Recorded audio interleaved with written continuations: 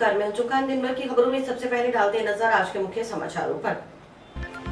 NEET नए आयाम स्थापित कर रहा है चिकित्सा विभाग, बोले जिला कलेक्टर। कलेक्ट्रेट सभागार में जिला स्तरीय सम्मान समारोह संपन्न। अधिक टोल वसूलने का विरोध, दिया सांकेतिक धरना। वाजिब टोल वसूली न होने पर टोल फ्री करवाने की चेतावनी। पटवारियों ने 20 सितंबर तक स्थगित किया आंदोलन। 3 दौर की वार्ता में कुछ बिंदुओं पर आदेश जारी करने पर हुई सहमति। कामधेनु बीमा योजना एवं गोपालन विभाग के कार्यों का बहिष्कार। एनपीए की घोषणा नहीं करने के विरोध में पशु चिकित्सकों ने पकड़ी आंदोलन की राह। एलपीजी गैस के अवैध रिफिलिंग पर रसद विभाग की कार्रवाई। हनुमानगढ़, नौहर, गोलूवाला और रावतसर क्षेत्र में हुई दर्जनों कार्रवाइयां। दर्जनों सिलेंडर और इलेक्ट्रॉनिक मोटरें जब्त। कलेक्टर ने किया जिला स्तर पर संयुक्त दल का गठन। पेट्रोल डीजल के अवैध भंडारण, परिवहन, विक्रय पर रोकथाम के लिए करेगा कार्रवाई। अब खबरें विस्तार से। व्यापार मंडल संस्था हनुमानगढ़ की पहली बैठक अध्यक्ष घनश्याम भालू की अध्यक्षता में आयोजित हुई, जिसमें व्यापार मंडल शिक्षा समिति अध्यक्ष अजय सर्राफ और उनकी टीम को 4,25,000 का चेक सौंपा गया। इसके साथ आगामी कार्यों को लेकर चर्चा की गई।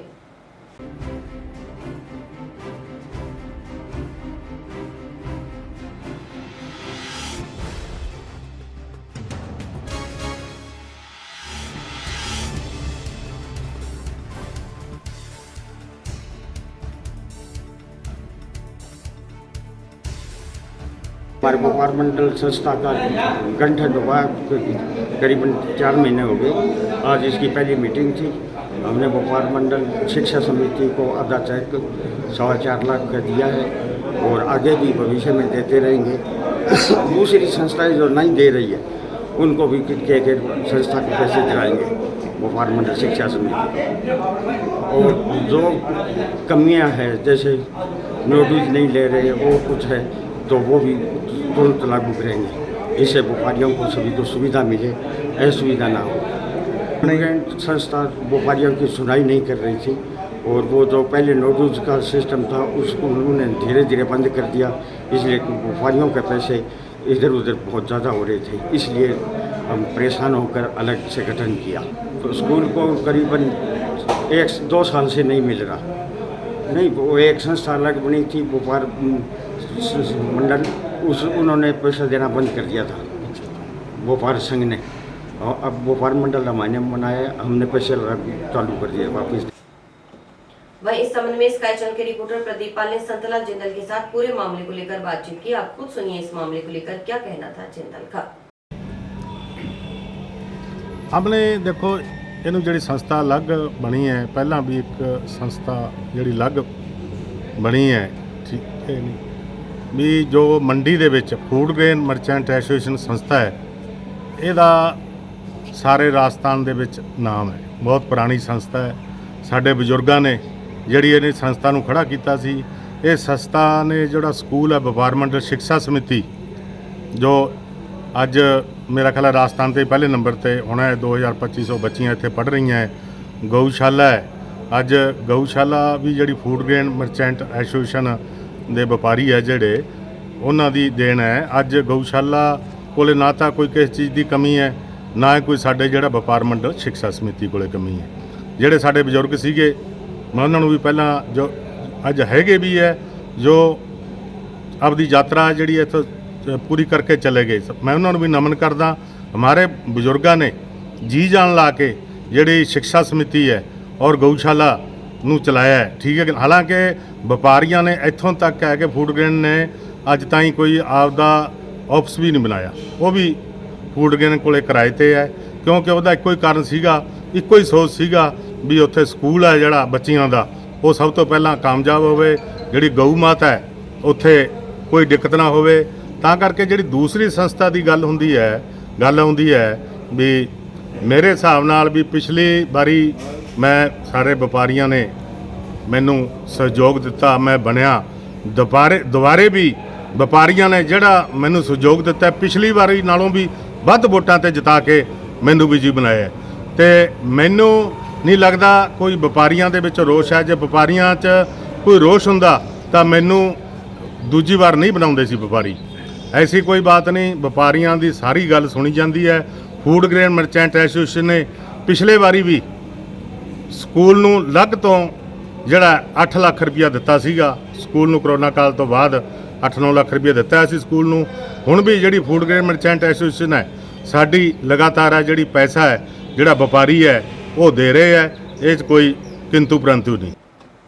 अवैध टोल वसूली का आरोप लगाते हुए मंगलवार को टाटा एसयूवी पिकअप चालकों ने भारत की जनवादी नौजवान सभा के बैनर तले रावसर मेगा हाईवे पर गांव कोहला के पास स्थित रिडकोर के टोल प्लाजा पर सांकेतिक धरना दिया। टाटा एसयूवी पिकअप चालकों ने पूर्व की भांति टोल न वसूलने पर टोल फ्री करवाने की चेतावनी थी। रिडको टोल मुर्दाबाद, मुर्दाबाद, मुर्दाबाद। रिडको टोल हाय हाय, अवैध वसूली नहीं चलेगी, नहीं चलेगी, नहीं चलेगी। अवैध वसूली नहीं चलेगी, नहीं चलेगी, नहीं चलेगी। इनकलाब जिंदाबाद, जिंदाबाद, जिंदाबाद। इनकलाब जिंदाबाद, जिंदाबाद, जिंदाबाद। इस मौके पर डीवाईएफआई के तहसील अध्यक्ष वेद प्रकाश ने बताया कि टाटा एसयूवी पिकअप गाड़ियों से 15 क्विंटल वजन ले जाने की अनुमति है। कोहला टोल प्लाजा टाउन शहर से मात्र 6 किलोमीटर दूर है। टाटा एसयूवी पिकअप गाड़ियों के चालक आसपास के गांव में गाड़ी लोडिंग का कार्य करते हैं, लेकिन कोहला टोल नाके पर टाटा एसयूवी पिकअप गाड़ियों के चालकों से अधिक टोल की वसूली की जाती है। उन्होंने बताया कि पिछले दिनों टाटा एसयूवी पिकअप गाड़ियों के चालकों से आने जाने का 97 रुपए का टोल वसूला जा रहा था, लेकिन अब अवैध रूप से 270 रुपए वसूल कर शरेआम लूट की जा रही है। अगर पूर्व की भांति 97 रुपए टोल लेने की व्यवस्था नहीं की गई तो टोल प्लाजा को ठप कर टोल वसूली बंद करवाई जाएगी। किसी भी वाहन से टोल वसूलने नहीं दिया जाएगा। मोहन लोहरा ने बताया कि टोल प्लाजा के आसपास के ग्रामीण क्षेत्रों से आने वाले साधनों का टोल नहीं लगता, लेकिन 6 किलोमीटर चलने पर 287 रुपए टोल लगता है। इसके कारण काफी कार्य प्रभावित हो रहा है, जबकि कम से कम 10 किलोमीटर के दायरे में टोल नहीं लगना चाहिए। हनुमानगढ़ टाउन में जो कोला के पास रिडकोर का जो टोल है उनके द्वारा जो अवैध वसूली की जा रही है और लगातार पिकअप वालों को और छोटी जो गाड़ियां हैं ऐसे टेम्पोस वालों को लगातार यहाँ के टोल के जो अधिकारी हैं कर्मचारी वो परेशान करने में तुले हुए हैं। पिछले दिनों इनसे जो टोल वसूला जा रहा था वो टोल 97 रुपये अप डाउन का वसूला जा रहा था और अब निश्चित ही इन्होंने क्या कर दिया, टूल वालों ने गुंडागर्दी करके 270 रुपये पिकअप के अप डाउन को लेने लग गए। ये सरेआम लूट है और हमारी ये मांग है कि जल्द ही इन लोगों को 97 रुपये अप डाउन किया जाए, अन्यथा पिकअप और टाटा एस यूनियन मिलकर के और भारतीय जनवादी नौजवान सभा के तमाम पदाधिकारी मिलकर के कार्यकर्ता को बुला करके इसको ठप करेंगे और ये टोल बंद करवाएंगे। यहाँ पे टाटा एस और पिकअप यूनियन के सभी इकट्ठे हुए हैं तो कोला टोल बूथ पे। पहले हमारा 90 रुपये टोल लगा, 97 रुपये टोल लगा करता था अप डाउन का, अब हमारा 270 रुपये हमसे वसूला जा रहा है। हम अगर हमसे 97 रुपये टोल वसूला जाएगा तो हम देंगे, इससे ज़्यादा अगर मांगेंगे तो हम नहीं देंगे। टोल जो नाके पर ठेकेदार है उनकी गुंडागर्दी का जो हद है वो सारी हदें पार हो गई। आज पहले 97 रुपये लेते थे, 97 रुपये से अगर डबल करते तो मान जाते। इन्होंने 3-4 गुना बढ़ा के 270 रुपये लेते हैं और हिंदुस्तान में यहाँ के टैक्सी चालक है उनके तो इतनी दोहरी मार है। पूरे हिंदुस्तान में पेट्रोल डीजल के भाव इतने नहीं है जो हनुमानगढ़ के अंदर है। इसलिए आज थक हार के सारे प्रशासन के गुहार लगा ली इन्होंने, कलेक्टर महोदय को अवगत करा दिया, इनकी कहीं सुनवाई नहीं। थक हार के आज ये टोल नाके पर धरना लगा दिया है। अगर इनकी सुनवाई नहीं होती है, हम देखते हैं प्रशासन अब भी मध्यस्थता कर रहा है और हम भी शालीनता बनाए हुए। अगर हमारी बात नहीं मानी, हमारी नहीं सुनवाई हुई तो हम निश्चित काल के लिए ये टोल फ्री करेंगे। इनकी गुंडागर्दी ज़्यादा दिन हम चलने नहीं देंगे, इसलिए अभी शांति बनाए बैठे हैं और प्रशासन मध्यस्थता कर रहा है। हमारी बात नहीं सुनी तो अभी टोल फ्री करवाएंगे हम। यही तो गुंडागर्दी है साहब। भाई इनको जो सुविधाएं मिलनी चाहिए, जो जिसके पैसे काट रहे हैं कि हम साफ सुथरी सड़क देंगे, एकदम बढ़िया सड़क होगी, कहीं गड्ढा नहीं होगा, कोई हादसा नहीं होगा, कोई टायर पंचर नहीं होगा, इन बातों को लेकर ये टोल देते हैं। वो उनकी कोई सुविधा नहीं है और फिर भी 270 रुपये लूट रहे हैं। उधर टोल मैनेजर के अनुसार इस संबंध में मैनेजमेंट से बात कर बुधवार को प्रशासन और यूनियन के साथ मीटिंग रखी गई, उसके बाद ही कोई निर्णय लिया जा सकेगा। साथ ही कहा कि टोल प्लाजा पर नियमानुसार टोल वसूला जा रहा है। ये हनुमानगढ़ टाउन के पिकअप और टाटा एस यूनियन के हैं जो कि कोला टोल प्लाजा पे अपनी गाड़ियों को फ्री करवाने के लिए आए हैं। भी हमारा जो फेयर है वो ज़्यादा लगता है। इसका हमने मैनेजमेंट से भी बात करी है, कल इसकी रिगार्डिंग मीटिंग रखी हमने प्रशासन और यूनियन के साथ में। उसके बाद ही जो डिसीजन है वो कल ही बता लेंगे। नहीं, ऐसा नियमों में नहीं है। टोल प्लाजा जो चल रहा है अभी नियम के अनुसार ही चल रहा है।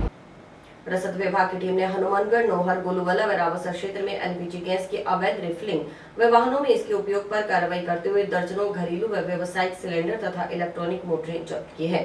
ये कार्रवाई पिछले सप्ताह जिला रसद अधिकारी विनोद डाल व परिवर्तन अधिकारी नरेश कुमार के नेतृत्व में की गई। जिला रसद अधिकारी विनोद डाल ने बताया कि घरेलू गैस सिलेंडर से वाहनों में अवैध रिफिलिंग और कालाबाजारी की सूचना पर 7 सितंबर को नौहर में भादरा रोड स्थित ऑटो मार्केट स्थित मैसर्स सोनी डीजल सर्विस दुकान की जांच की तलाशी के दौरान दुकान से 2 घरेलू गैस सिलेंडर, एक व्यावसायिक 5 किलोग्राम क्षमता, 3 इलेक्ट्रॉनिक मोटर जो पाइप और रेगुलेटर लगाकर वाहनों में एलपीजी गैस रिफिलिंग करने के लिए रखे पाए गए। पूछताछ पर दुकान मालिक दारा सिंह पुत्र काशीराम निवासी नौहर ने दुकान पर वाहनों में एलपीजी गैस रिफिलिंग करना स्वीकार किया और एलपीजी भंडारण और रिफिलिंग के लिए सक्षम स्वीकृति अथवा लाइसेंस नहीं होना बताया। मौके से 2 घरेलू गैस सिलेंडर, एक व्यावसायिक 5 किलोग्राम क्षमता, 3 इलेक्ट्रॉनिक मोटर, पाइप, रेगुलेटर आदि जब्त करने की कार्रवाई की गई। जब्त की गई सामग्री श्री जुगल गैस एजेंसी नौहर की सुपुर्दगी में दी गई। डीएसओ डाल ने बताया कि इसी प्रकार नौहर की ऑटो मार्केट में ही दूसरी कार्रवाई मैसर्स कृष्णा डीजल सर्विस पर की गई। यहां भी घरेलू गैस सिलेंडर से वाहनों में अवैध रिफिलिंग और कालाबाजारी की शिकायत मिली थी। मौके पर दुकान मालिक कृष्ण कुमार पुत्र भादर राम निवासी खरसंडी की उपस्थिति में दुकान की तलाशी ली गई।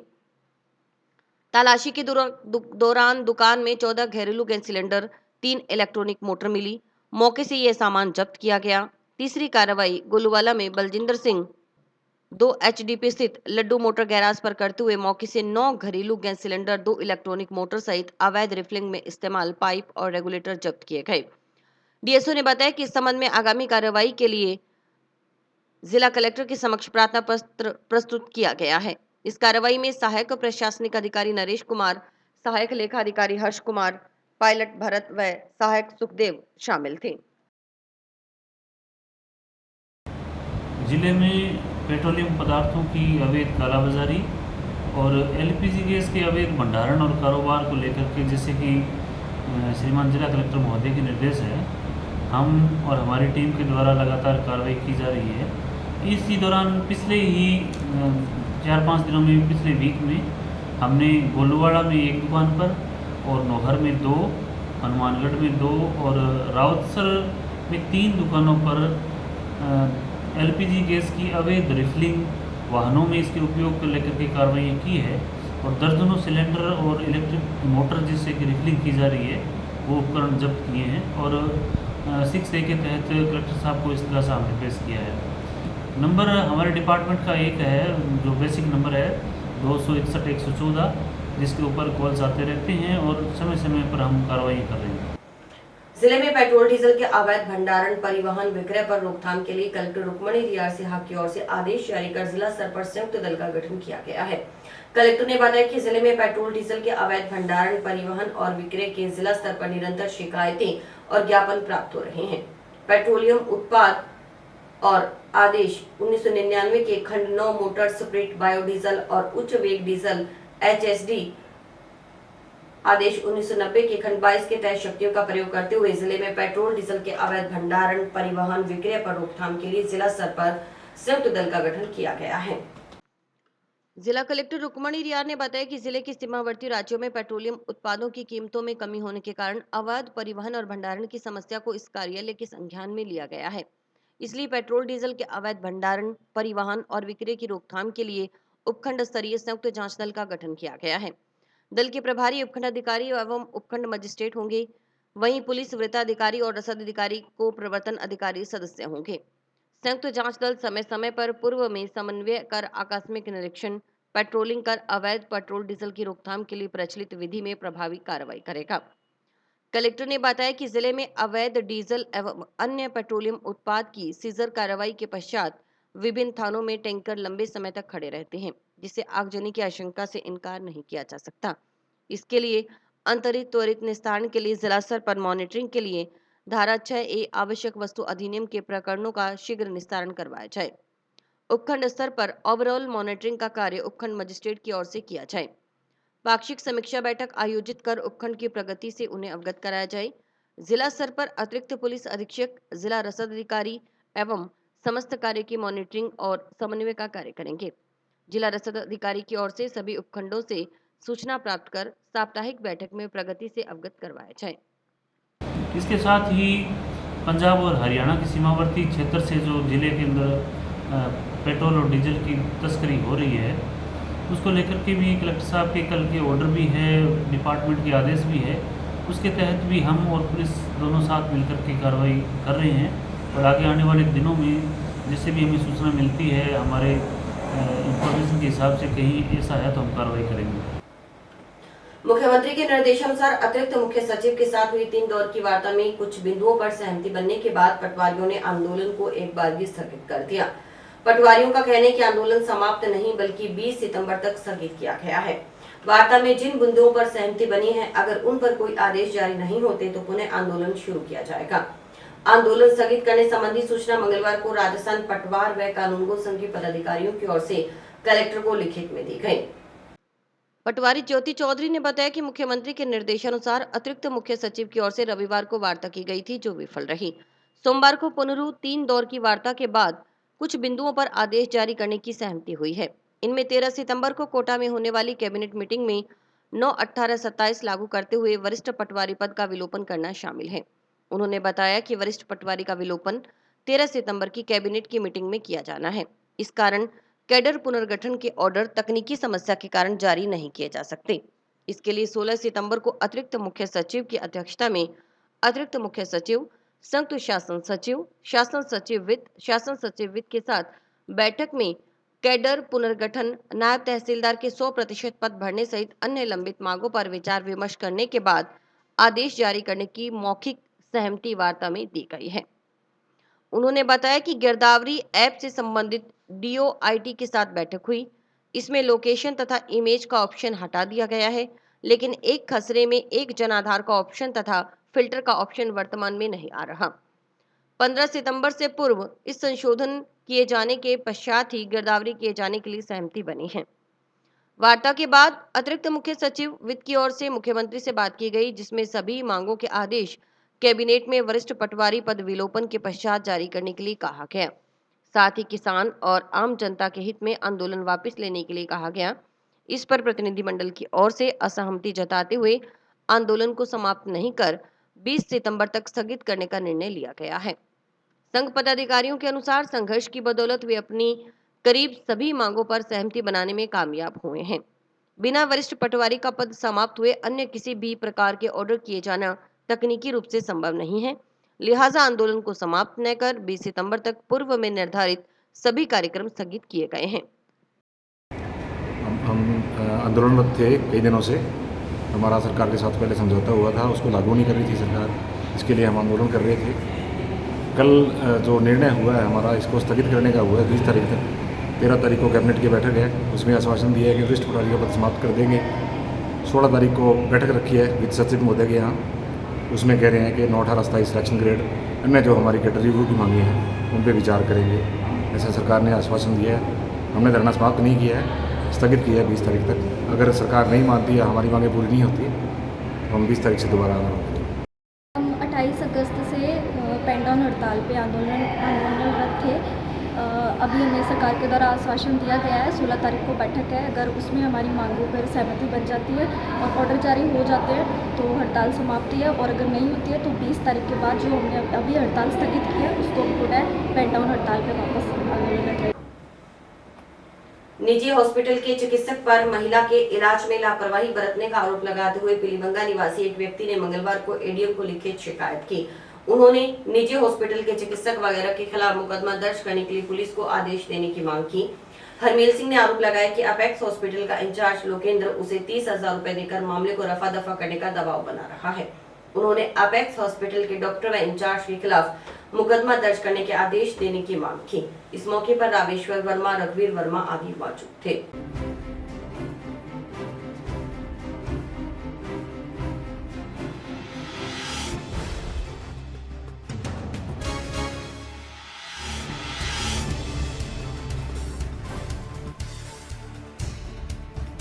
बड़ी बहन जसविंदर कौर जिसकी उम्र 44 वर्ष है, तो उनके गुर्दे में 9 mm की पथरी थी। पहले डॉक्टर को दिखाया कि दवाई से निकल जाए, लेकिन उस संबंध में हमने अपेक्स हॉस्पिटल हनुमानगढ़ से संपर्क किया तो वो कह रहे हैं कि एकमात्र इलाज इसका ऑपरेशन है। तो उन्होंने 31 अगस्त को हमें बुलाया और ऑपरेशन कर दिया, लेकिन ऑपरेशन काफ़ी लंबा उन्होंने किया और उसके बाद उसकी हालत बिगड़ने लगी। अगले दिन देखा, लेकिन उसके बाद जब उसकी हालत ज़्यादा बिगड़ने लगी तो हम उसे गंगानगर नागपाल किडनी हॉस्पिटल ले गए। तो 1 हफ्ता उन्होंने वहाँ भर्ती किया और उस दौरान बिल्कुल भी यूरिन नहीं आया, गुर्दों में दिक्कत हो गई।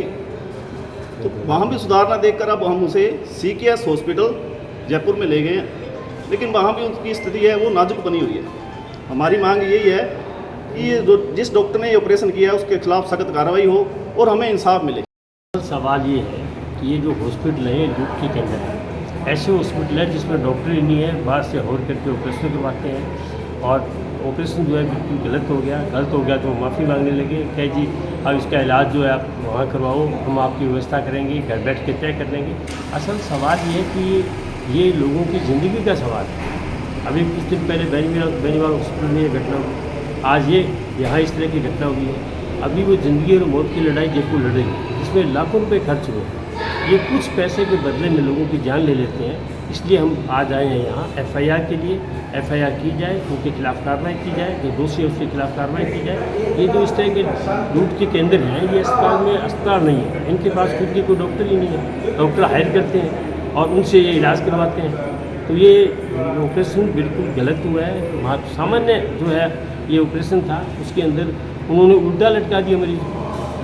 दूसरे डॉक्टर आए कि यह क्या कर दिया आपने। इस तरह की स्थिति है, तो हम इसमें चाहते हैं कि स्थिति सारी स्पष्ट हो, FIR हो, उसमें जांच हो, जांच के बाद दोषी पाए उनके खिलाफ कार्रवाई। बोरी में बछड़े का शव बांधकर जंक्शन में रोडवेज डिपो के पास बने अंडरपास में फेंकने के संबंध में गोवंश अधिनियम के तहत दर्ज मुकदमे में कार्रवाई करते हुए जंक्शन पुलिस ने एक आरोपी को गिरफ्तार किया है। गिरफ्तार आरोपी डेयरी चलाता है। पुलिस की माने तो मृत पशु उठाने वालों को दिए जाने वाले रुपए बचाने के चक्कर में स्वयं मृत पशु को अंडरपास में फेंक देता था। जंक्शन पुलिस थाना प्रभारी विष्णु खत्री ने बताया कि मृत गोवंश को रोडवेज डिपो के पास बने अंडरपास में फेंकने के संबंध में पर्स गांधीनगर की रिपोर्ट पर 27 अगस्त को मुकदमा दर्ज किया गया था। आरोपी को मंगलवार को कोर्ट में पेश कर न्यायिक अभिरक्षा में जेल भिजवा दिया गया।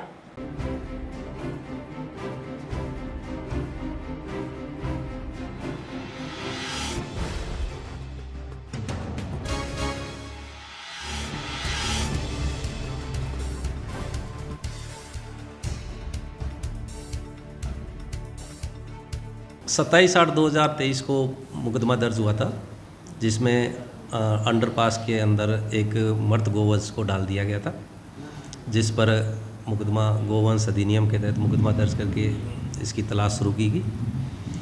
पूरे हनुमानगढ़ में जितने भी डेयरी वाले हैं और जितने भी पशुपालक हैं या जितने भी ये मर्द पशु उठाते हैं, इन सबसे पूछताछ की गई। अनुसंधान से और मुखबिर की जानकारी से सामने आया कि एक प्रभुराम नाम का शख्स है जो पिचकराई टिब्बा पुलिस थाना बानीपुरा का रहने वाला है, जो वर्तमान में 2 KNG हनुमानगढ़ जंक्शन में रहकर एक डेयरी चलाता है, जो अपने 40-50 पशु साथ में वहाँ रखता है। उसके द्वारा ये अपने मर्द पशु को वहाँ डालना पाया गया है, जिस पर उसको गिरफ्तार कर लिया गया है। पूछताछ में यही सामने आया है कि ये मर्द पशु उठाने वाले जो लोग हैं वो 500 रुपये मर्द पशु उठाने के लेते हैं। उन 500 रुपये बचाने के चक्कर में उसके द्वारा ये कार्य किया गया। जिला परिषद की साधारण सभा की बैठक मंगलवार को जिला परिषद कार्यालय के सभागार में जिला प्रमुख कविता मेघवाल की अध्यक्षता में हुई। बैठक में हनुमानगढ़ विधायक चौधरी विनोद कुमार, पीलीबंगा विधायक धर्मेंद्र मोची, भादरा विधायक बलवान पुनिया, उप जिला प्रमुख मुकेश सहारण, CEO सुनीता चौधरी सहित अन्य जनप्रतिनिधि और अधिकारी मौजूद रहे। बैठक में अधिकारियों ने गाँव में हुए विकास कार्यों की जानकारी दी। जनप्रतिनिधियों ने विधानसभा चुनाव के दृष्टिगत आचार संहिता लगने से पहले सड़कों का कार्य तेजी से पूर्ण करवाने की बात अधिकारियों को कही। किलोमीटर की लंबी सड़कें मेरी कॉन्स्टिट्यूंसी में बन रही है, तो एक बार आप चेक कर लें और काम में स्पीड ले आए। एक मेरा 2022 MLA लैंड से जो सड़कें बन रही थी उसका छोटा टुकड़े थे 7 और ठेकेदार था सहयोग से 1। उस ठेकेदार की डेथ हो गई। डेथ होने के बाद उसका रीटेंडर हुआ, उसका प्रोसेस करा, रीटेंडर हुआ। रीटेंडर सहयोग से कोई ऊंची पोस्ट में चला गया तो इसी साल उसको खारिज कर दिया, अब फिर उसका टेंडर लगा, अब की बार उसको खारिज मत कर देना, आचार संहिता में 25 दिन बचे, उसका टेंडर करवाओ और सेंसस, ताकि वो सड़कें 7 गाँवों की सड़कें वो सड़कें हो जाए। अभी जो 3 नई सड़क स्वीकृत होकर के आए उनके टेंडर भी फास्ट करवा दो, ताकि सारी नई सड़कें जो स्वीकृत हुई है उनके टेंडर लगा दिए हैं, कल उनकी निविदा प्रसारित कर दी है। सर 15 सितंबर से लेकर दीपावली तक ये पैचवर्क अभियान चलेगा विभाग का। उसमें प्रयास किया जाएगा कि जो पैचवर्क रोड जो चिन्हित है वो तो सारी कर देंगे, नॉन पैचवर्क ड्रेनेज जो चिन्हित है उनको कौन देगा स्वीकृति? नॉन पैचवर्क के प्रस्ताव को सराहनीय पहले मांगी है स्वीकृति, आप नहीं मांगी। सर मेरा निवेदन ये है कि पूर्व में जो मुख्य सड़कें थी वो तो सभी जो है अपनी विभिन्न योजनाओं में स्वीकृत हो चुकी हैं। जो RIDF के तहत हम सामान्यतः नॉन पैचवर्क सड़कें भेजते हैं वो इस वर्ष नहीं मांगी गई थी, तैयार है। उससे कोई गुंजाइश है क्या? मेरे साहब की चिंता है थोड़ी, नॉन पैचवर्क 2-3 मेरे भी रहेगी, कोई गुंजाइश है क्या? अरे राज्य सरकार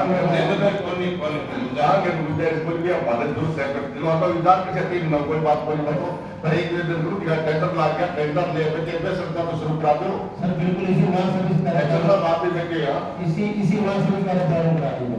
दूसरी बात, आप जाने वाली सड़कें तैयार कर रहे हो, उसके नीचे 2 गांव की पाइप कट गई, PhD के साथ देख रहे हैं, वो गांव अभी तक कैसे बने, उसकी कोई व्यवस्था करो।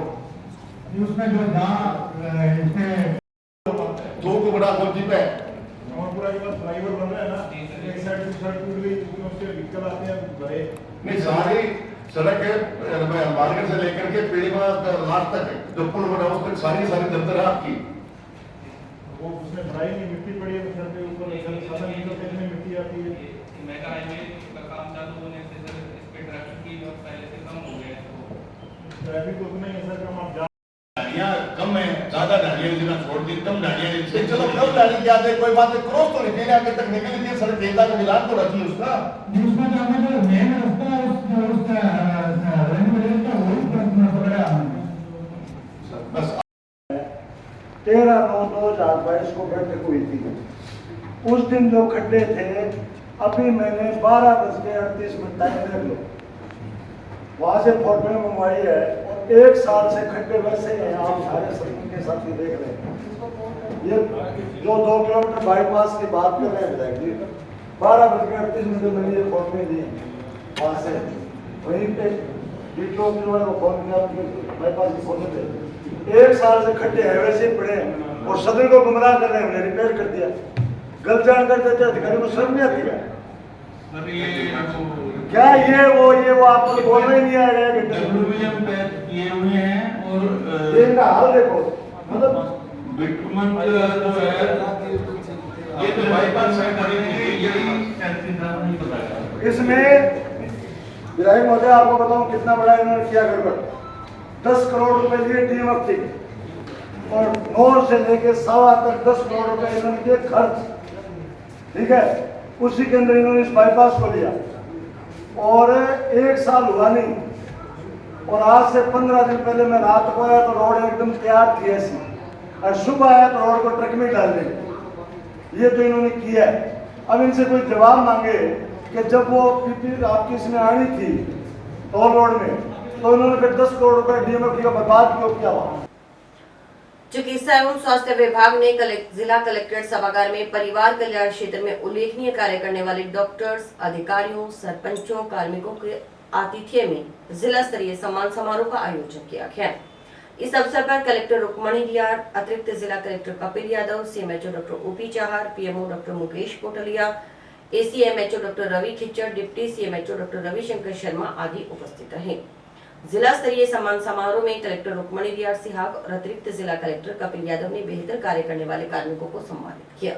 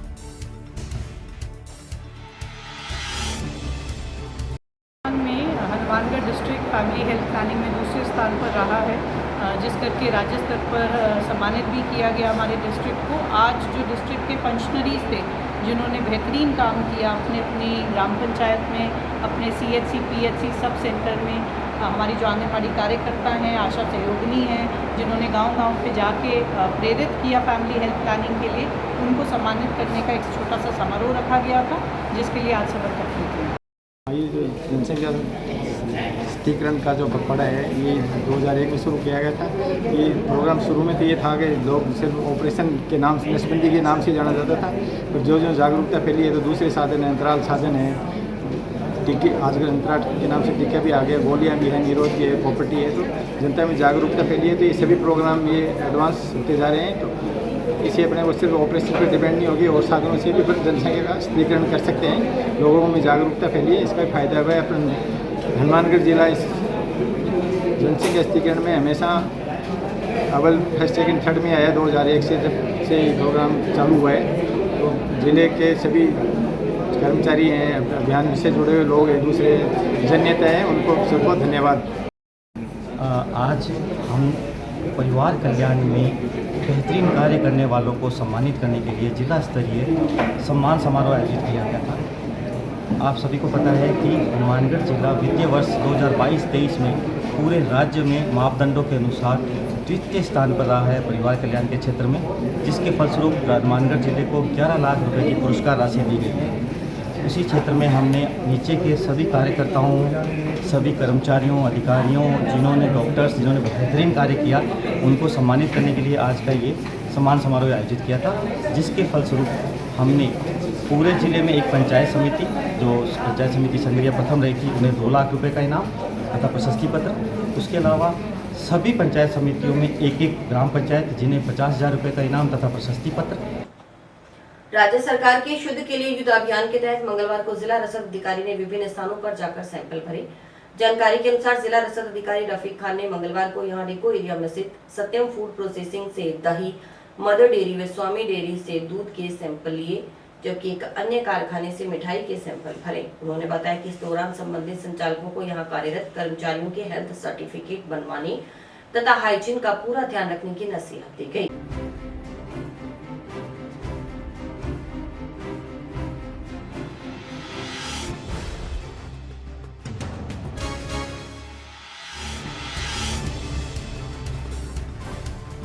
शुद्ध के लिए युद्ध अभियान के तहत राजस्थान सरकार की फ्लैगशिप योजना के अंतर्गत यनौर से आज स्वामी डेयरी से मिक्स मिल्क का दूध और ये अपने मदर डेयरी से दूध का सैंपल और फ्रेश फूड से पेड़े का सैंपल लिया है। और अब वर्तमान में यहाँ पे ये सत्यम डेयरी से दही का सैंपल और पनीर का सैंपल लिया जा रहा है।